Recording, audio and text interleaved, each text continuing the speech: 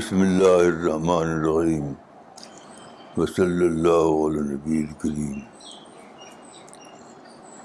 رب اشرح لی صدری ویسر لی امری واحلل عقدۃ من لسانی یفقہوا قولی.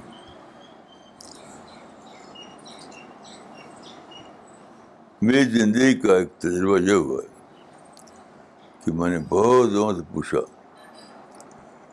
کیا آپ نے قرآن ایک بار صرف اس نیت سے قرآن پڑھا ہے کہ قرآن کا میسج آپ کے لیے کیا ہے؟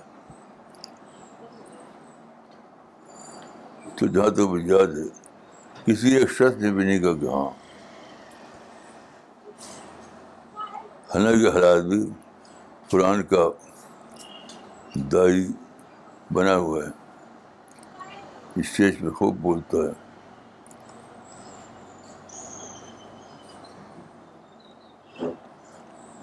جبکہ شریعت میں اتقاء کا طریقہ اسی لیے رکھا گیا تھا کہ کم از کم سال میں ایک بار لوگ متقف ہو کر قرآن کو پڑھیں، قرآن سے پڑھیں اور اللہ سے پوچھیں خدا ہمارے لیے تیرا میسج کیا ہے. کہ میرے علم میں اب تک کسی کو ملا نہیں.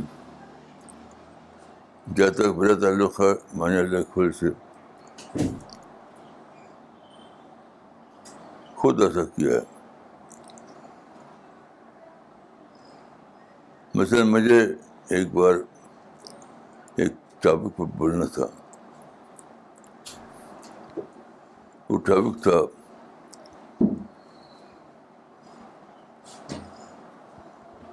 قرآن کا مطلوب انسان.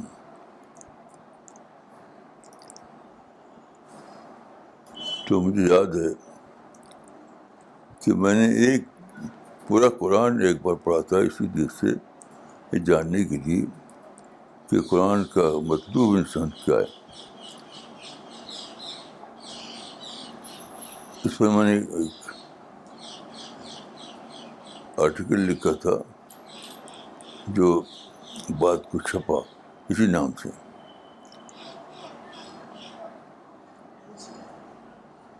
تو ہم لوگوں کو جاننا چاہیے کہ ہماری زندگی میں یہ جو بات ہے کہ کوئی بھی شخص ایسا نہیں کرتا کہ وہ قرآن کو از اول تا آخر اس نیت سے پڑھے کہ خدا کی کتاب کیا میرے لیے بتاتی ہے، خدا کی کتاب میں مجھے کیا شوق ملتا ہے. آپ غور کیجیے کہ ایسا جو امت کا حال ہے تو کیا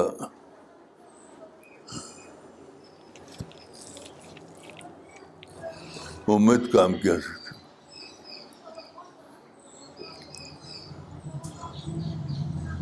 بہرحال اگر آپ نے اب تک ایسا کیا ہے تو اللہ کا شکر ادا کیجیے. اگر بالفرض ایسا نہیں کیا ہے تو آج ہی یہ فیصلہ کیجیے کہ آپ کم از کم ایک بار قرآن کو صرف اس لیے سے پڑھیں گے پورا قرآن کہ اس کتاب میں میرے لیے کیا پیغام ہے، کیا پیغام ہے.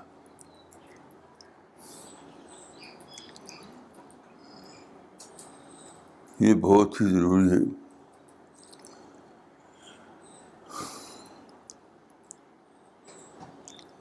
بلکہ میں یہ کہوں گا کہ پہلا ضروری کام یہی ہے. تو بہرحال آج میں چاہوں گا کہ آپ لوگ قرآن کو لے کر آپ کے ذہن میں اگر کچھ سوالات ہوں تو ان سوالات کو آپ پیش فرمائیں اور ہم لوگ اس کا جواب دینے کی کوشش کریں گے. اللہ تعالیٰ ہماری اور آپ کی رہنمائی فرمائے. السلام علیکم ورحمۃ اللہ.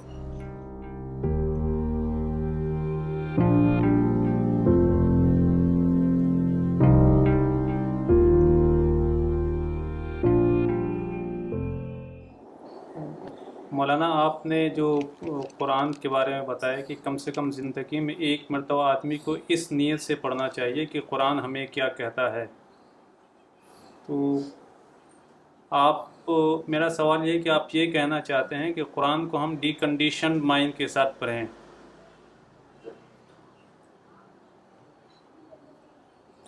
یہ صحیح بات ہے، بلکہ یہ جاننے کے لیے ہمارے مائنڈ کنڈیشن مائنڈ تو نہیں ہے.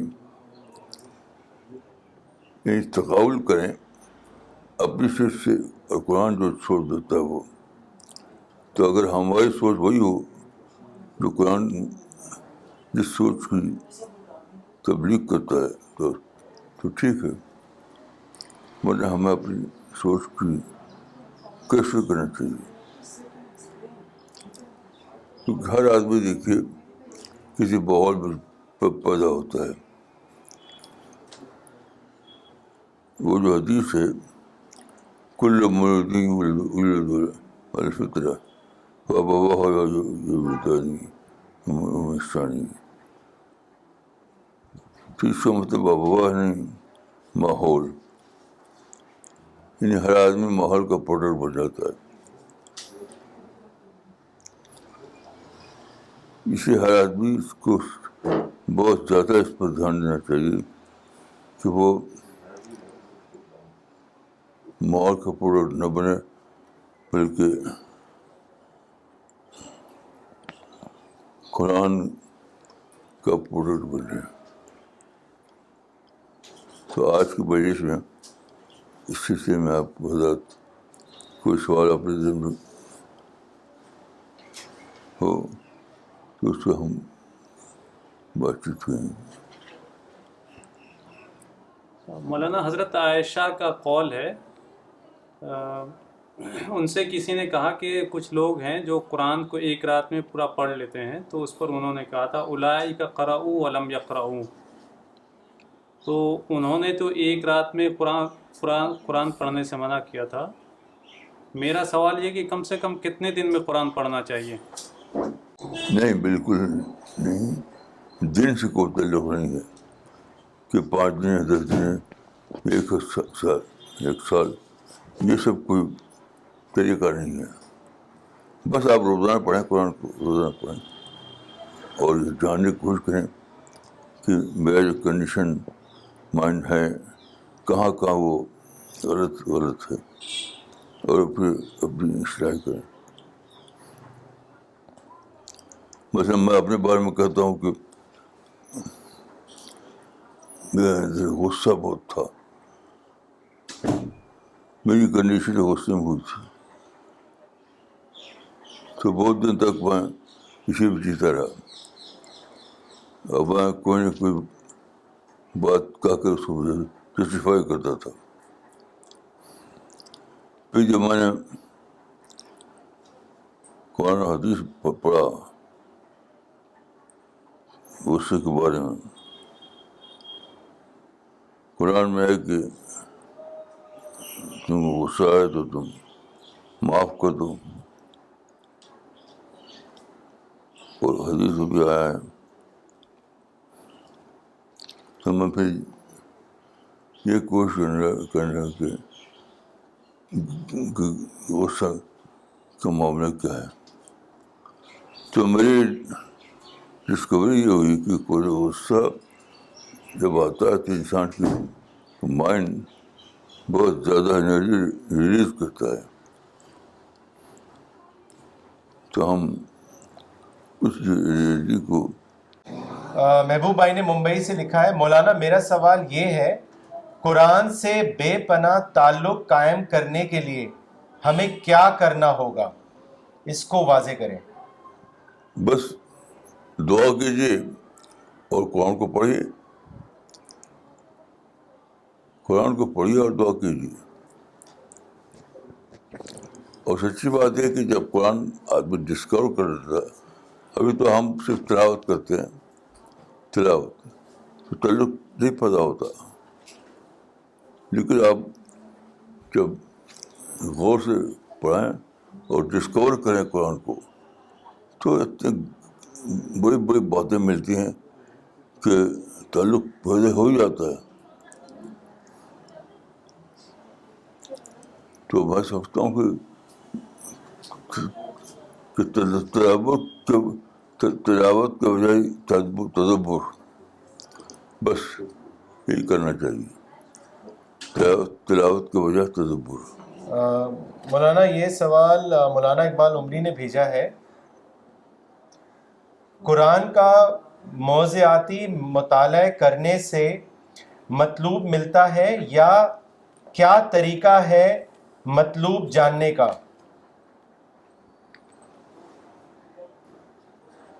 بس قرآن کو تدبر کے ساتھ پڑھیں اور دعا کرتے رہیں،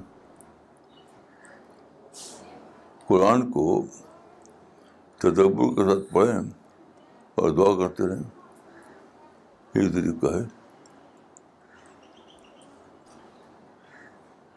انہوں نے ایک اور چیز پوچھی ہے مولانا آپ سے، وہ یہ جاننا چاہتے ہیں، انہوں نے لکھا ہے، مولانا آپ نے قرآن کی وہ کون سی آیت پائی جس میں قرآن کا مطلوب مل گیا؟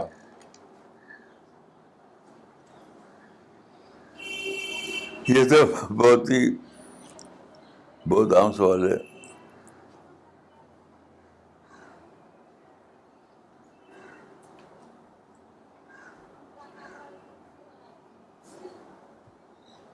میں سمجھتا ہوں کہ مجھے اس کلو بلا حدیث سے، اس کلو بلا حدیث سے مثلا جب میں نے حدیث پڑھی کہ اتقوا فراست المومن فإنه يضرب برجل اللہ، تو اس سے میں نے جانا کہ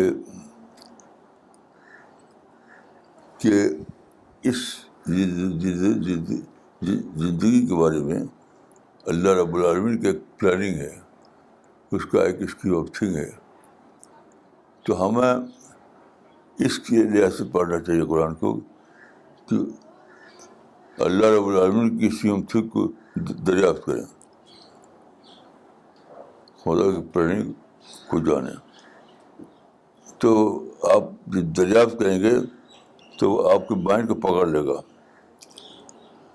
یہ جو ہے کہ اتقوا فراست المومن فإنه يضرب برجل اللہ، تو یہ کسی دوسرے کے بارے نہیں، خود اپنے بارے میں۔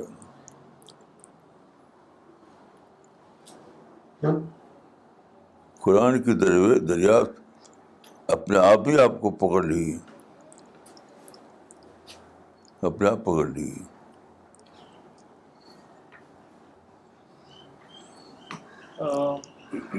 مولانا یہ سوال ڈاکٹر ثانی اسنین خان صاحب کا ہے، لوگوں کا کہنا ہے کہ عربی زبان مفتاح القرآن ہے، عربی سیکھے بغیر قرآن کو سمجھنا ممکن نہیں، لیکن اگر ایسا ہو تو عرب حضرات قرآن کے گہرے معنی سمجھ لیتے، لیکن اکثر عرب حضرات مٹیریلسٹک لائف اسٹائل گزارتے ہیں اور ریچولز کو فالو کرتے ہیں۔ میں جانتی کہ بالکل ہی بیس لیس بات ہے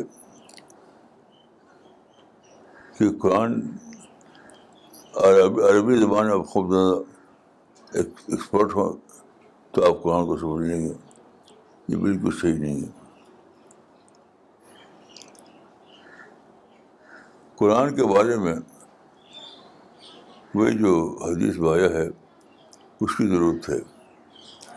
تعاہدوا بالقرآن، ہاں یہی تعاہد کو لپٹنا، قرآن سے لپٹے رہو. کیا مطلب ہے قرآن؟ مولانا تعاہد کا مطلب ہے برابر اس کی نگرانی کرتے رہو، اس کے پاس لگے رہو، اس کے پاس برابر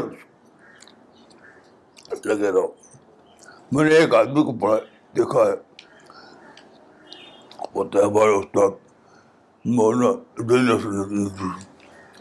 وہ رامپور رہتے تھے. تو ان کے سرانے ہمیشہ ایک کتاب ڈکشنری رکھی رہتی تھی. 2 جلد میں یا 3 جلد میں تھی کتاب میں قرآن کی. وہ ڈکشنری تھی، وہ عربی زبان کی. تو وہ برابر اسی کے میں سوچتے رہتے تھے، الفاظ نکالتے رہتے تھے بار بار. تو ان کو میں نے پایا ہے، اور تمہاری کسی کو پایا نہیں. تو قرآن سے جتنا زیادہ آپ لکھتے رہیں گے اتنا ہی زیادہ آپ پر قرآن کے مضامین کھولیں گے. مولانا یہ موجم تو نہیں ہے؟ جی موجم نہیں، وہ جو 3 جلدوں میں ہے لغات.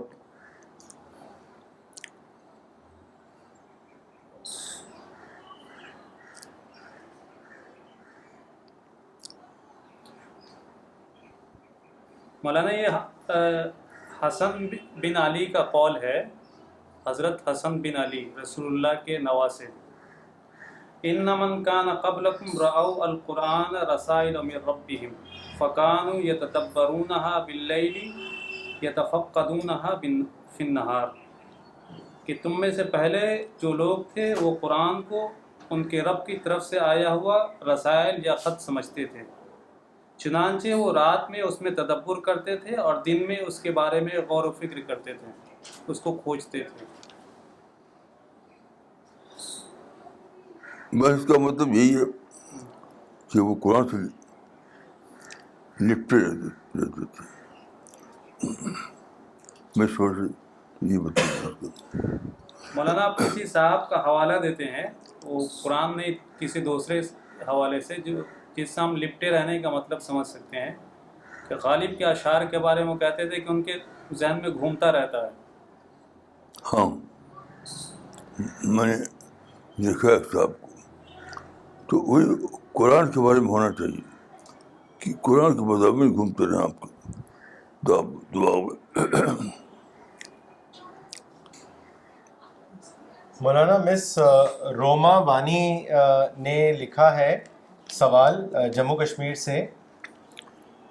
انہوں نے لکھا ہے سبحان اللہ، do I understand correctly that it is not important how long we take to complete the reading of the Quran, but we must read every day and try to understand its teachings. دیکھیے یہ بات سمجھ لیجیے کہ قرآن کے جو گہرے مضامین ہیں وہ صرف الفاظ قرآن کو پڑھنے سے نہیں حاصل ہوتے. اس لیے ضروری کہ آپ اللہ رب العالمین سے دعا کرتے رہیں. دعا پلس قرآن کا تدبر یہ ہو آدمی کے اندر تب وہ سمجھ پائے گا. مولانا اگلا سوال دلی سے فراز خان صاحب نے کیا ہے. انہوں نے آپ سے پوچھا ہے مولانا what is the essence of الحمد للہ رب العالمین؟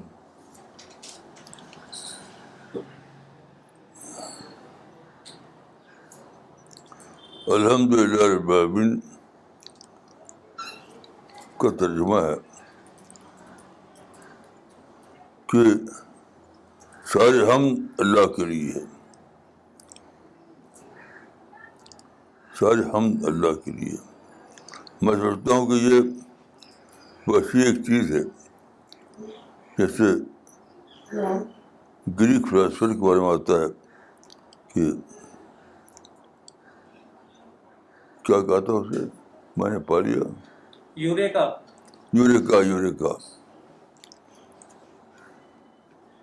کہ قرآن کو جب آپ بہت غور کریں گے تو اللہ کی توفیق سے آپ پر بدامن کھلیں گے. پھر آپ کہاں پڑھیں گے کہ واللہ وجدت. یہ طریقہ ہے.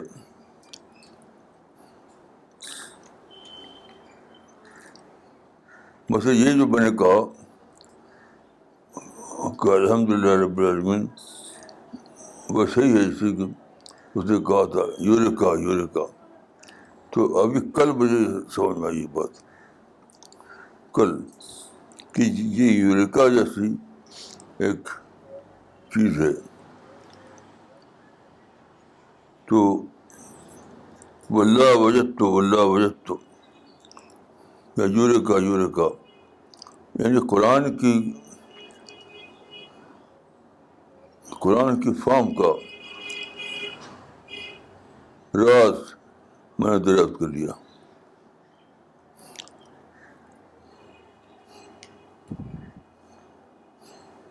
محمد بلال شفیع صاحب نے دلی سے سوال بھیجا ہے. انہوں نے لکھا ہے مولانا آپ نے قرآن کو مثل کے ساتھ سمجھانے کے بارے میں بتایا ہے، پلیز مثل کو سمجھا دیجئے.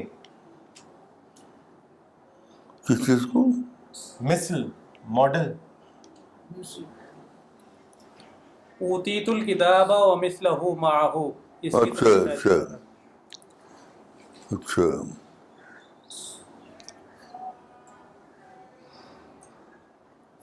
بھائی میں تو سوچتا ہوں کہ یہ کوئی سیریس بات نہیں ہے.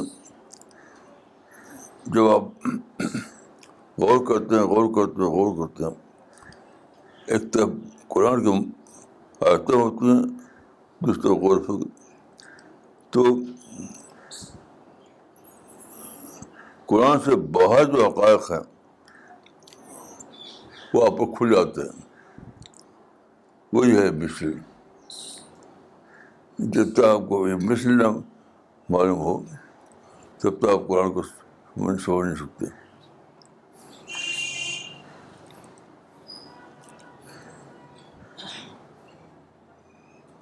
مولانا اگلا سوال بھیجا ہے بھوپال سے سید گوش میر صاحب نے. انہوں نے لکھا ہے مولانا صاحب کبھی کبھی نماز پڑھتے وقت من میں کچھ بھی خیال آ جاتا ہے، من میں خیال نہیں آئے، اس کے لیے کیا کریں؟ نہیں، اس کی یہ کوئی ضروری نہیں کہ دوسری باتیں تو نہ آئیں، وہ تو آتی ہیں. ہے تو ہمارے زمانے میں آتی تھی. تو یہ کوئی شرط نہیں ہے. شرط ہے کہ آپ اس کے باوجود قرآن پر غور کر رہتے ہیں. یعنی دوسرے خیالات آئیں، دوسری باتیں ذہن میں آئیں، پھر بھی آپ قرآن کے اوپر غور فکر کرتے رہیں. یہ مطلب ہے. یہ نہیں کہ وہ چیز کوئی اور چیز آپ کے ذہن سے نکل جائے، صرف قرآن ہے. یہ کبھی ہو نہیں سکتا. صحابہ کے اندر بھی اثر نہیں ہوتا.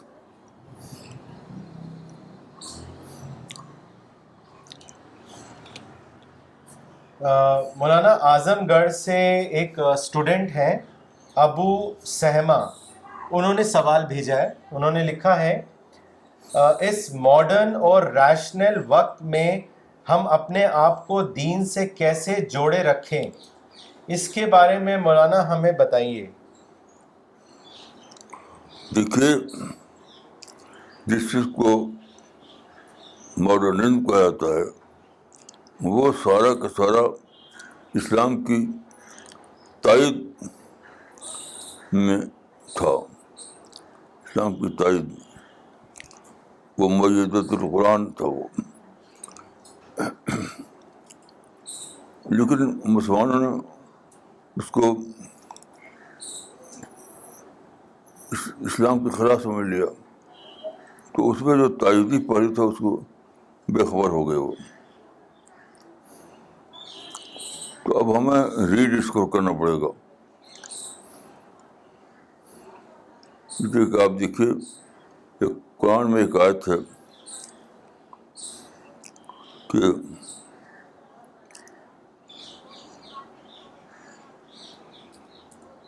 وہ کیا تھا، وہ بولا صوفہ سنوریہم آیاتنا فی الآفاق وفی انفسہم حتی یتبین لہم انہ الحق. ہاں آپ دیکھیے اس بات میں ہے کہ قرآن کے باہر جو نشانیاں ہیں پھیلی ہوئی وہ کھولی جائیں گی، تو ان کا ہمیں جاننا چاہیے.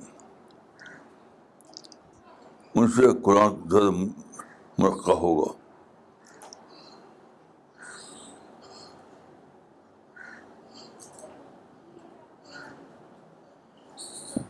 تو یہ باہر جو چیزیں ہیں اس سے کہا جاتا ہے کہ اسے دور رہو. یعنی وہ تو موجودات قرآن ہیں، قرآن کی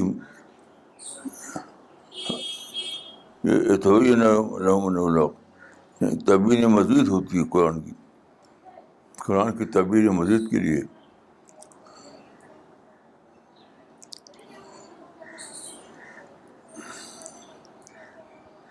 مولانا اگلا کامنٹ بھیجا ہے ڈاکٹر نغمہ صدیقی نے دلی سے.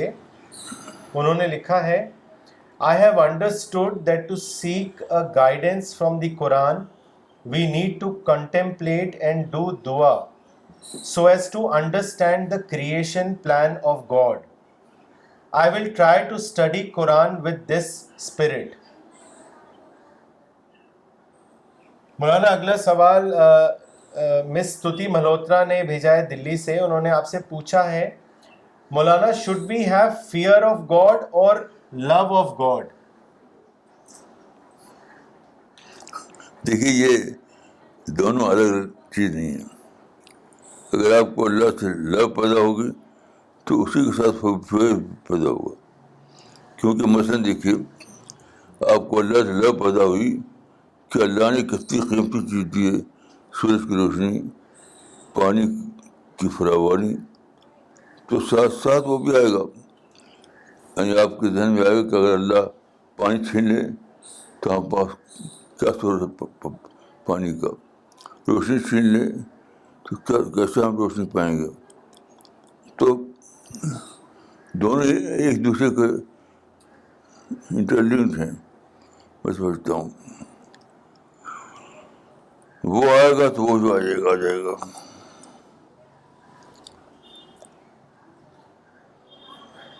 مولانا فیض قادری صاحب نے کوئمبٹور سے سوال بھیجا ہے. انہوں نے لکھا ہے مولانا قرآن کی ترتیب نزولی کو کیوں برقرار نہیں رکھا گیا، اس کو واضح کریں. دیکھیے ترتیب نزولی جو ہے وہ حالات کے لحاظ سے آئی، لیکن حالات کے لحاظ سے نہیں پڑھنا ہے آپ کو. ترتیب نزولی کا مطلب یہ نہیں کہ جب ترتیب نزولی آپ جانیں گے تبھی آپ قرآن کو سمجھیں گے. میں سمجھتا ہوں کہ قرآن شذرات کی صورت میں ہے. شذرات تو ترتیب نزولی سے آپ ناواقف ہوں تب بھی قرآن کے معنی آپ پر کھل سکتے ہیں. تو اصل چیز یہ ہے، اصل چیز یہ نہیں کہ آپ ترتیب نزولی کو جانیں، اصل چیز یہ ہے کہ آپ تدبر کریں. تدبر سے معنی کھلتے ہیں.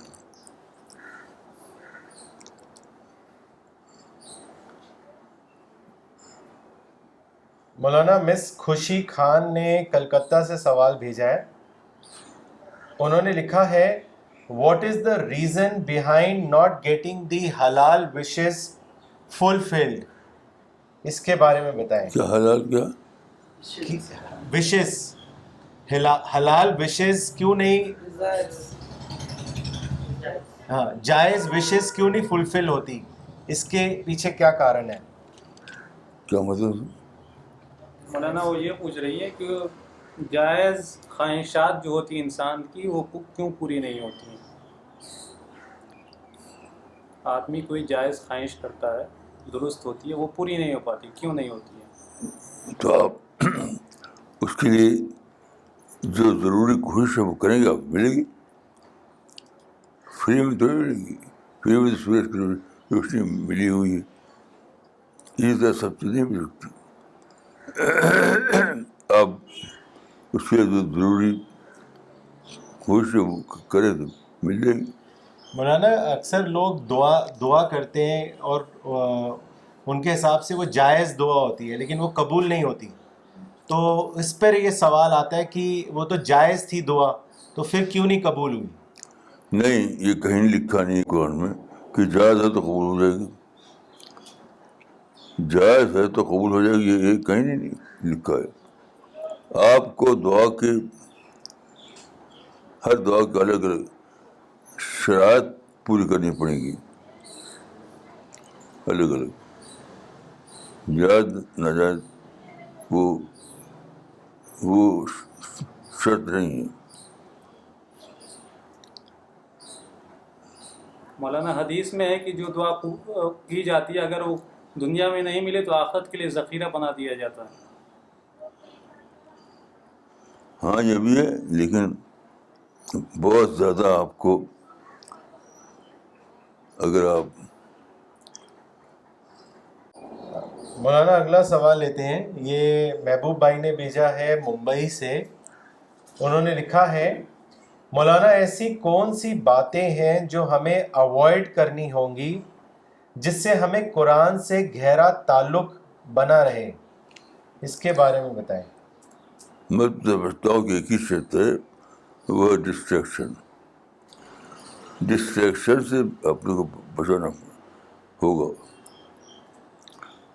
ڈسٹریکشن، ٹھیک ہے، ڈسٹریکشن بھی کیا چیز ہے وہ جو آپ کو ڈسٹریکٹ کرتی ہیں، تو اس کے لیے آپ کو غور فکر کرنا ہوگا، مطالعہ کرنا ہوگا. کیونکہ فیسٹ کوئی نہیں ہے، فیسٹ نہیں کوئی ہے.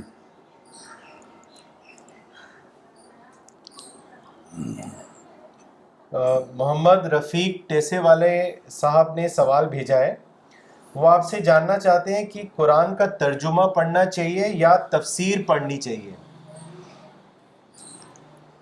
بھائی نہ تفسیر کافی ہے نہ ترجمہ کافی ہے. اصل چیز تو تدبر ہے. تدبر کے بغیر آپ قرآن کی آپ پر قرآن کے معنی کھلیں گے.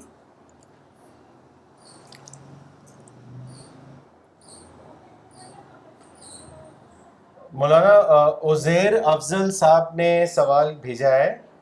انہوں نے لکھا ہے قرآن پڑھنے میں دل کیسے لگ سکتا ہے اور سمجھنے کے لیے کیا ضروری باتیں ہیں؟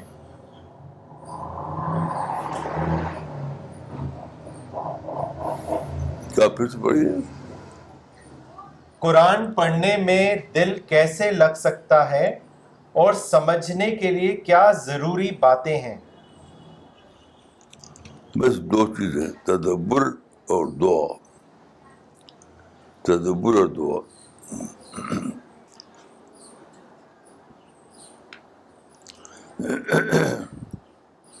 Okay, we will end the session now. Thank you.